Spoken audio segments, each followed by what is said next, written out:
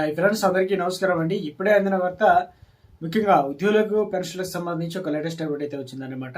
DA hike పైన వివరాలు ఏంటనేది కూడా వీడియోలో తెలుసుకునే ప్రయత్నం చేద్దాం. వీటిని చివరి వరకు చూడండి, అర్థమవుతుంది. మరోసారి ఛానల్ వస్తే తప్పకుండా సబ్స్క్రైబ్ చేసుకోండి. చూస్తున్నారు కానీ లైక్ చేయడం మర్చిపోతున్నారు, వెంటనే లైక్ చేయండి. సో వీడియోలోకి అయితే వెళ్ళిపోతామండి. సో ముఖ్యంగా కేంద్ర ప్రభుత్వ ఉద్యోగులకు, అదేవిధంగా పెన్షన్దారులకు డిఎన్ఎస్ అలవెన్స్ డిఏ, అదేవిధంగా డిఎన్ఎస్ రిలీఫ్ డిఏ పెంపైన కీలక ప్రకటనకు సంబంధించి ముఖ్యంగా ఆలస్యం అవుతుందన్నమాట. సో డిఏ కావచ్చు, డిఆర్ ప్రకటన ఆలస్యం పైన ఉద్యోగులు, పెన్షన్లు తీవ్ర అసంతృప్తి అయితే వ్యక్తం చేస్తున్నారు. పండుగ సీజన్ ముందుగానే డిఏ పెంపు ఉంటుందని లక్షలాది మంది ఉద్యోగులు అయితే ఆశగా ఎదురు చూస్తున్నారు. కానీ అయితే ఇప్పటివరకు కూడా పెంపు అనేది డిఏ ప్రకటన వెలువడలేదు. దాంతో ఉద్యోగులు నిరాశ వ్యక్తమవుతుంది.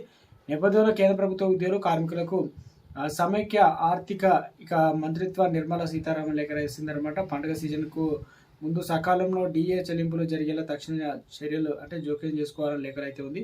అయినప్పటికీ డిఏ పెంపు ఆలస్యం అవుతున్న నేపథ్యంలో పెన్షన్లకు ఆందోళన చెందుతున్నారన్నమాట. జూలై 1, 2025 సంబంధించి రావాల్సినటువంటి అంటే కేంద్ర ప్రభుత్వం నుంచి ఇవన్నీ కూడా ఎవరైతే ఉద్యోగాలు ఇస్తారో డిఆర్ బకాయిలు ప్రకటించలేదు.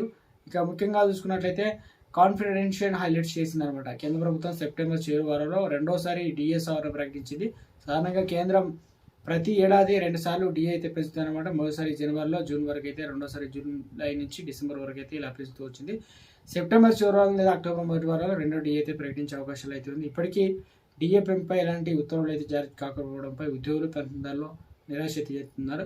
సెప్టెంబర్లో జీతంతో పెంచినటువంటి డిఏ కూడా అందుతుందని భావిస్తున్నారు. ఈ జాప్యంతో ఉద్యోగుల పెన్షన్లో తీవ్ర అసంతృప్తి కలిగించిందని చెప్పేసి లేఖలు అయితే చెప్పారనమాట. ఉద్యోగులకు సంబంధించి సవరించిన జీతం లేదా పెన్షన్లు పాటు 3 నెలల బకాయిలు కూడా పొందుతారనమాట. నెలాఖరు సమీపిస్తుంది. చాలా మంది తమ సెప్టెంబర్ జీతాలతో పాటు పెండింగ్లోని డిఏలు కూడా పొందాలని ఆశిస్తున్నారనమాట. సో గుడ్ న్యూస్ అని చెప్పుకోవచ్చు అనమాట.